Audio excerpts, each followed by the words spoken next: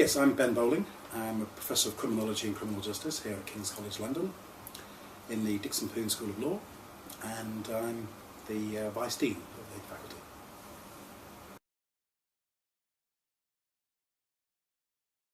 Transnational law enforcement is any attempt to enforce the law that transcends or transgresses national boundaries. So the kind of examples that we look at are the policing of border zones. So for example, the borders in the Benelux region between Belgium, France and Germany, where police officers are having to cross borders all the time to restore public order or to respond to criminals. Another example might be the policing of cyberspace, a space which isn't regulated by any nation state, which has a sort of transnational quality in its own right, or the policing of an airport or a port, or the policing of the oceans. So what we're looking at is the way in which crime and disorder move across boundaries, and the way in which law enforcement officers, that's the police, but also customs, immigration, secret intelligence agencies, also cross borders, either physically by travelling abroad, or by the use of the internet, or by other means, to actually do law enforcement and to do policing in ways that cross national boundaries.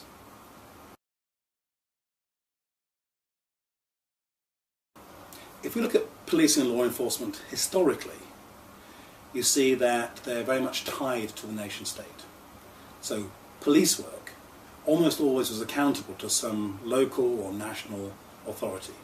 The mayor of a big city, for example, or a government or some other kind of police authority. In today's world, policing and law enforcement are moving beyond national boundaries, working in joint teams or collaborating with police officers from elsewhere.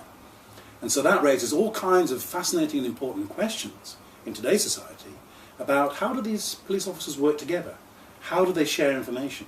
How are privacy and liberty maintained?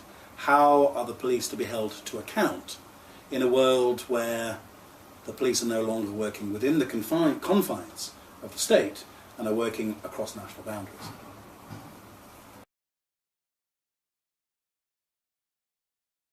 If we look at how policing and law enforcement are changing in contemporary society, you see very radical shifts in the way in which law is being enforced and the nature of policing. Most of the policing organisations and structures that we document in our major work are organisations that have only come into being in the last 50 or 60 years.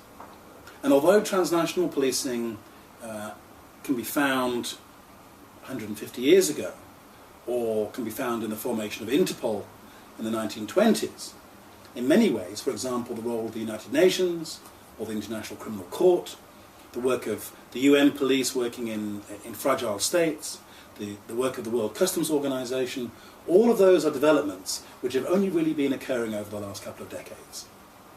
Another good example would be the use of law enforcement officers posted overseas, the overseas liaison officers. They've really only come into being in the latter part of the 20th century and the early part of the 21st century.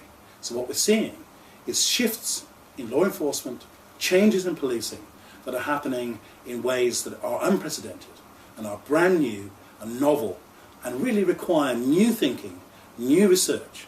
And our hope is that our major work will inspire a new generation of police researchers in a variety of fields, in security, and in intelligence, in sociology, political science, in law, to carry out new research, to document problems which are only just coming into being.